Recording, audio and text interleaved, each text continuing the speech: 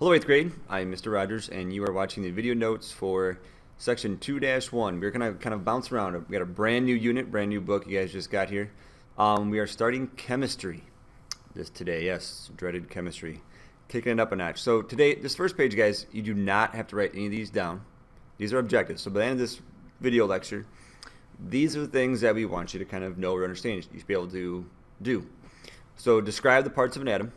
And number 2, explain the role of valence electrons in forming chemical bonds. So, we're starting down at the basics here again, guys. And we've talked about this before, but it's good to have a little bit of review of what an atom is. So an atom consists of a nucleus surrounded by one or more electrons. Remember that an atom is that smallest particle stuff that can still be stuff. So I can have one atom of hydrogen or iron or gold. I can have one of those atoms. They're the smallest particles of matter. And these particles have particles. An atom, we've talked about before, has a nucleus, and it's typically found in the center of the atom and consists of protons and neutrons. And in the nucleus, that's where all the mass is. All the mass is going to be in that nucleus, which is very, very, very, very tiny inside that atom. So inside the nucleus, we have the protons. They have a positive charge, and they have mass. So they have positive charge and have mass. Also, in the nucleus are neutrons. And neutrons, again, they're neutral. Neutrons are neutral. So they don't have a charge. They're not positive, they're not negative, but they do have mass. So they do add mass to the weight of that atom.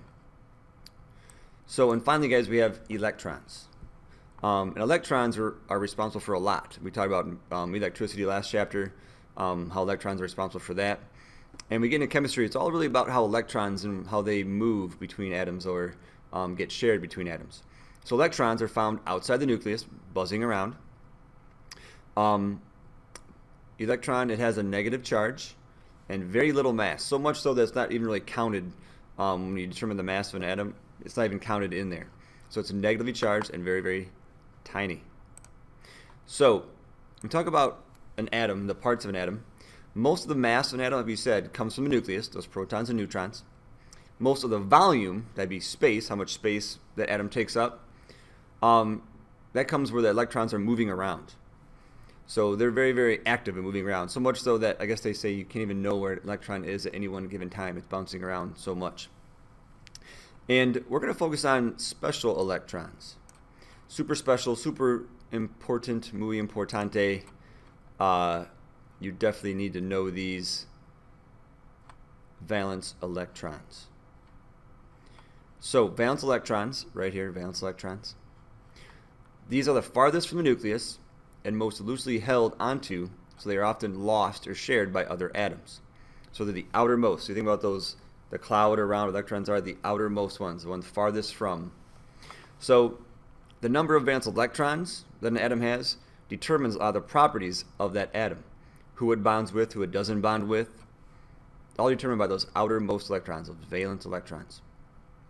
So what happens here with valence electrons, they help form chemical bonds. And a chemical bond forms between two atoms when valence electrons move between them.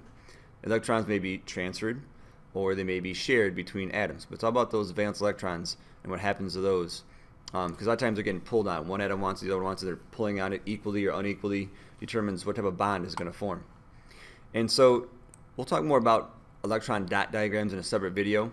But kind of a quick way to see this definition of one is an electron dot diagram is a way to show the number of valence electrons that an atom has. So you just basically show how many it has. So hydrogen has 1.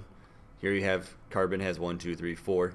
So you can just shows how many valence electrons that element has.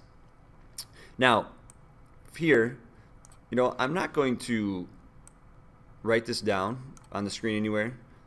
But you need to put this in your notes. So here's the verbal cue. Put this in your notes. So just a basic sketch, just a very, very, very, very, very simple sketch or diagram of an atom. It's very tough to actually see an atom what it looked like. It'd be 3D, it wouldn't be 2D. You'd have more of a ball shape, they'd say. And deep in the middle, and the nucleus would not be this big, but we'd have inside there the protons and neutrons would be in the nucleus. And then buzzing around the outside, again, on all that empty space, that volume, that space, are going to be these electrons. So from 1 electron up to a few hundred electrons depending on the type of atom. So put this drawing in your notes. Now, I would also put this in your notes. So again, another verbal cue. Put this in your notes. Again, here's our basic kind of representation of an atom. So in the middle, there's the nucleus. And we have kind of different layers, or different shells, they call them, inside the atom. Inside where the electrons will be, where they think the electrons are going to be. And again, it's that outermost one that determines the valence electrons. So typically in that first shell, it can only hold two. Two electrons can be in there. So the first two electrons are going to go in that innermost shell. It kind of goes from in to out. That second shell can hold 8 electrons. So it can hold a few more. So the first one's going to hold 2. Next one's going to hold 8. And if you need more, it'll go on to the next outer shell. And really, depending on the type of element, we can say 8 or 18. For what we're going to do in class, most of the time it's going to be 8 electrons again in that third one. So 2, 8, 8. So as the, things like helium, they're only going to fill up this first ring. When you get to like gold, they're going to be a couple rings out. So, and it's all about these outermost electrons. We got to fill the shell inward, then work our way out as we add more and more electrons. All right, so 8th grade, I am going to stop here. We thank you guys for watching, and we will see you along the way.